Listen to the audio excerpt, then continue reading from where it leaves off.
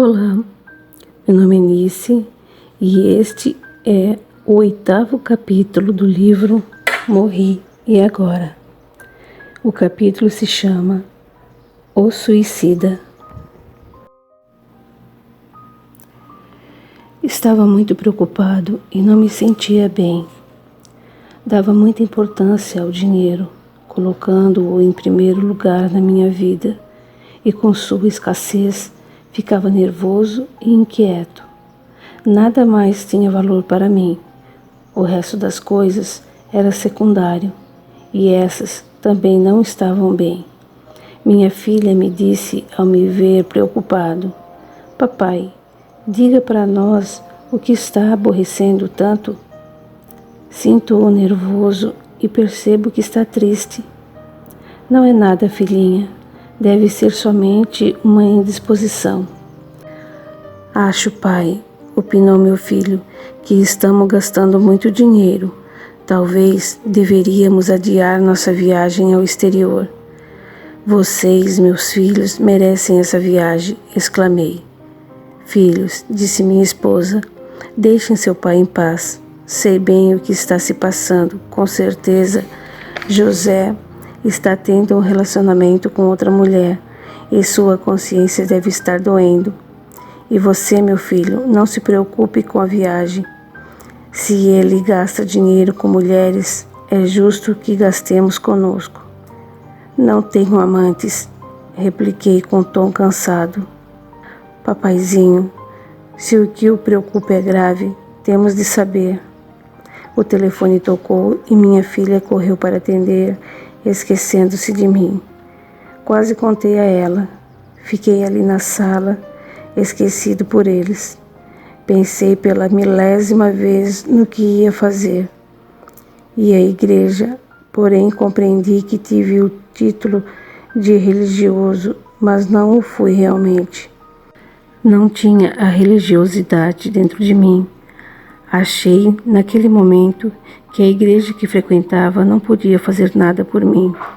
Tinha uma pequena indústria e poderíamos viver de sua renda se não fôssemos tão esbanjadores. Não conseguia negar nada aos meus filhos. Anos antes, trair a minha esposa não foi nada sério, porém, ela descobriu, ficou ressentida e passou a gastar muito. Achava que se não sobrasse dinheiro, eu não iria gastar com outras. Para não abaixar nosso padrão de vida, fiz empréstimos. Um dia, um amigo pediu-me um dinheiro emprestado e o fiz com juros mais altos do que os bancários. Julguei que achara uma forma de ter mais rendimento. Pegava dinheiro de pequenos poupadores a uma taxa de juros baixa e emprestava com juros mais altos. Fiz isso por anos, mas houve mudanças econômicas decretadas pelo governo e tive prejuízo e gastos excessivos em casa. Minha dívida era imensa e eu não tinha nem como pagar os juros. Era tão crítica minha situação que nem vendendo a casa na qual morávamos e a fábrica não quitaria metade da dívida. Pensava nas pessoas que confiaram em mim, que deixaram suas economias comigo. São ambiciosas, justifiquei. Seria mais garantido para eles colocar o dinheiro nos bancos, mas quiseram ganhar mais e vão perder. Por mais que pensasse, não achava solução e não tinha coragem de revelar à minha família a dificuldade pela qual passávamos. É melhor acabar com tudo. Não aguentarei passar pela miséria e pela vergonha de estar arruinado. Pensando somente em mim, planejei com detalhes meu suicídio e marquei até a data. Na véspera, quis que minha esposa fizesse um jantar especial. Conversamos normalmente, disfarcei minhas preocupações. Seguindo meu plano, entrei no escritório de nossa casa e dei um tiro no ouvido. Não morri. Meu corpo físico, sim. Com o ferimento, os órgãos findaram suas funções. Em espírito, não morri. Fiquei grudado no corpo carnal. Confuso, com muita dor, Vi tudo o que se passava. Soube que havia morrido pelas conversas que ouvia, pelo choro de minha filha e pela confirmação do médico. Foi horrível. Minha esposa, que já não me amava mais, sentiu mágoa e raiva. Somente meus filhos sofreram. Eles não conseguiam entender o porquê do meu ato. Foi no velório que um amigo disse à minha mulher: acho que José se matou porque tinha dívidas. Algumas pessoas não tiveram nem compaixão. Indagavam de minha esposa e filhos sobre o dinheiro deles. Deitado dentro de um caixão, sentia frio, sede e uma dor alucinante, como também raiva de algumas pessoas. Apavorei-me, queria morrer mesmo, mas isso não ocorreu. Continuava vivo, sabendo que já estava morto. Os seguidores da religião que acompanhavam tinham razão. Sobrevivemos à morte do corpo físico. Meu desespero foi maior no enterro. Fiquei ali, no escuro, sentindo, horrorizado, o frio e a dor. Covarde! Falou alguém, xingando-me. Você pegou emprestado dinheiro de minha mulher. A coitada vai passar por dificuldades por sua culpa. Por que não foi honesto?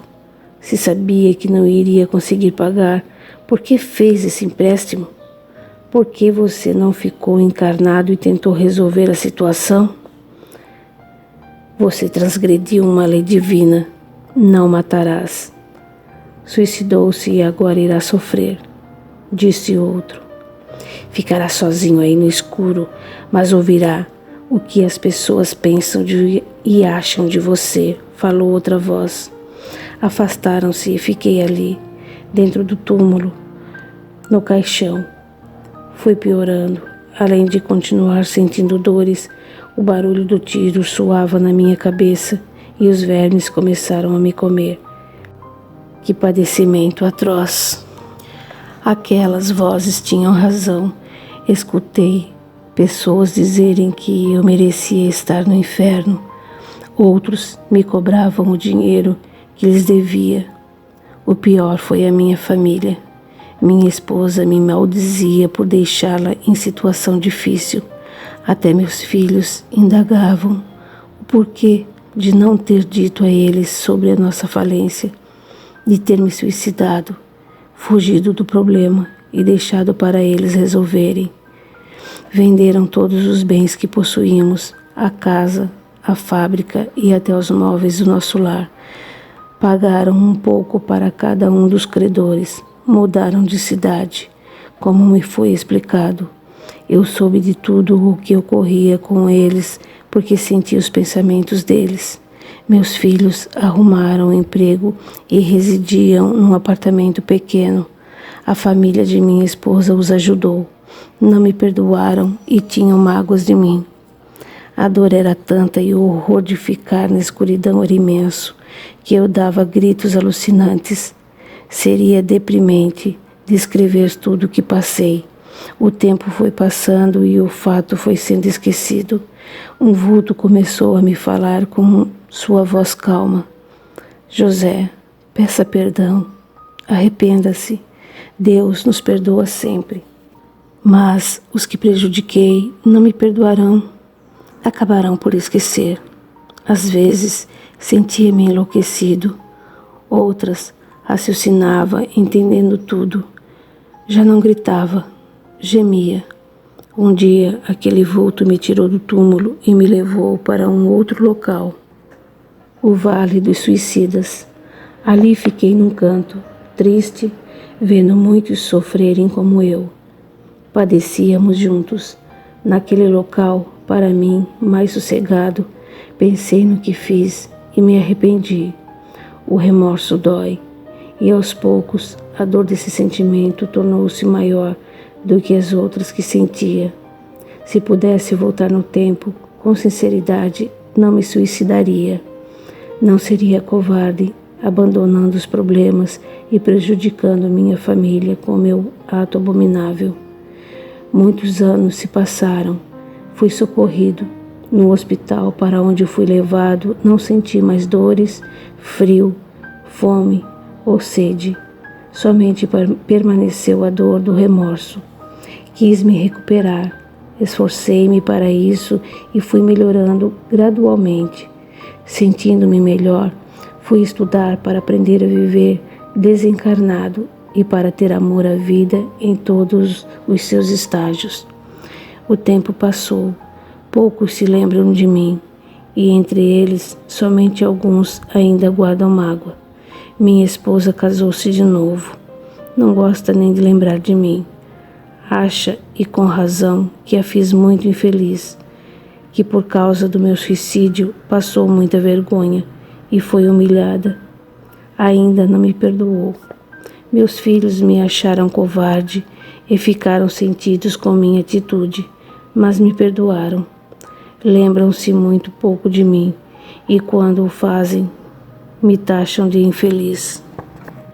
Tento esquecer o sofrimento pelo qual passei por minha própria escolha, mas não é fácil. Esses acontecimentos me marcaram muito. Se me lembro do momento que desencarnei, escuto o tiro, sinto a dor e choro. Estou abrigado em uma colônia que socorre suicidas. Minha tarefa é ajudar os recém-chegados a esta casa de caridade. Tenho escutado muitos relatos. Deserdar da vida física é um erro e as reações provocadas não são iguais para todos.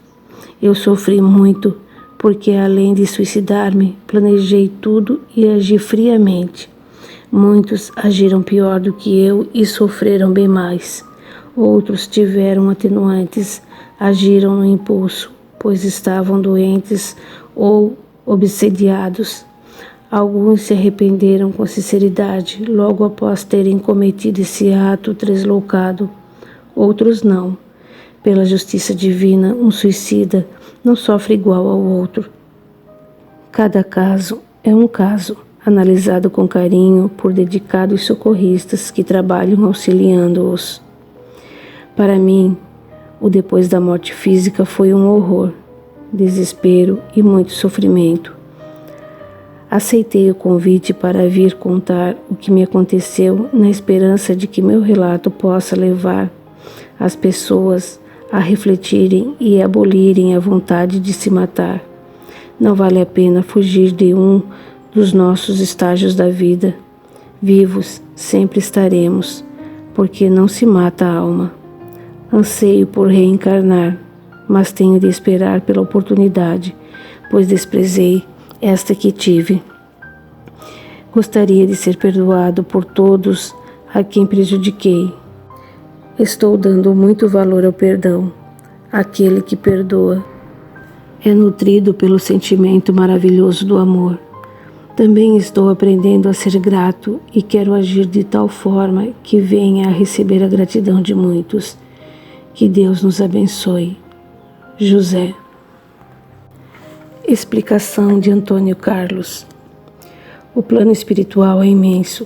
A espiritualidade que envolve a Terra é talvez do mesmo tamanho dela.